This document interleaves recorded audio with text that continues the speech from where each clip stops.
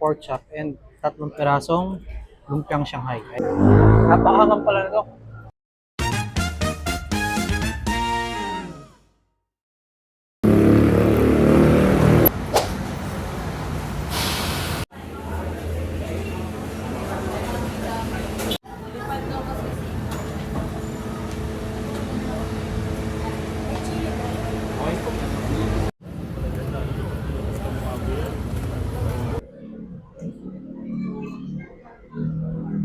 So ilang mga 2 days ngayon nasa dim sum treats tayo. May likod ng UST. Ayan. Tingnan natin yung mga sikat na dim sum dito. At kung worth talaga yung hype. Grabe sobrang ulas ko dahil sa sobrang init. First natin is itong Japanese siomai nila. Ito yung sausawan. Tikman natin kung totoo talaga yung hype. Ayan. Kain tayo. Ang anghang. Napakanghang pala nito. Pero masarap yung ano niya, yung chili garlic. Yung Japanese siomai approved para sa akin. 70 pesos apat ata. Tapos may malalaki naman yung siomai niya. Okay na din. Ayun, ang budget friendly. So yung Japanese siomai approved sa akin. So next naman itong pork and shrimp nila. Ito yung pinakamahal sa in-order namin. 80 ata to or 95. Nakalimutan ko. Kaya tikman na natin. Nakain ko na pala yung shrimp.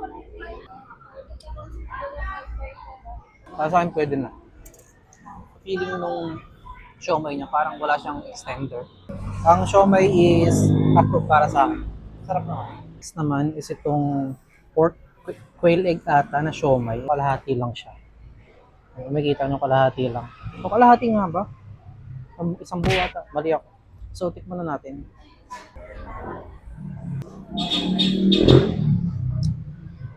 Hindi ko trip. Iba yung lasa nito. Kaya namin kinuha kasi parang first time natin nakaano ng siomai na may itlog.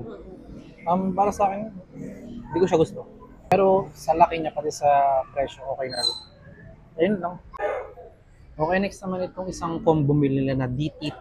Ang DT2 ay nagko-compose ng yang chow, pork chop, and 3 pirasong lumpiang Shanghai. Ayan, kasi ito may sausawan siya dito.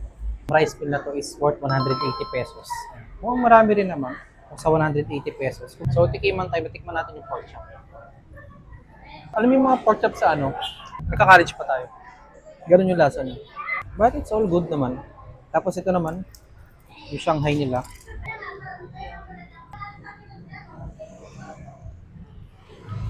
Pwede na. Not bad. Ngayon naman, tikman na natin na may kanin.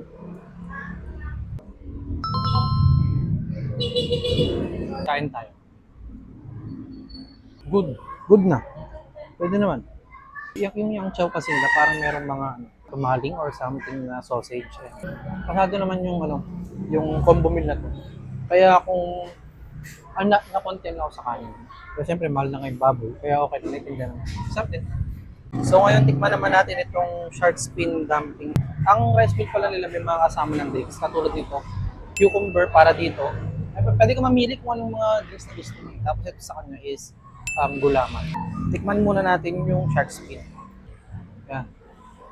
4 na pirasong shark fin na sasawsaw natin.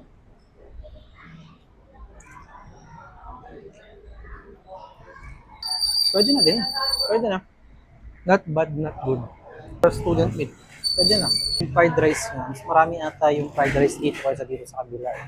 Sa in-order ko. So, okay din naman. Panalo yung fried rice para sa akin. Tapos yung sausawan. Ito pala yung tsura ng shark fin. Pinaka-nasarap ko is itong special nila. Pork and shrimp tapos itong Japanese siomai. May distinct na lasa tong siomai nila. Masarap para sa akin. So, hindi ko naman gustuhan is ito. Kaya ako kasi kinuha dahil first time ko makita ng siomai na may itlog. Iba yung nito parang maarina ata.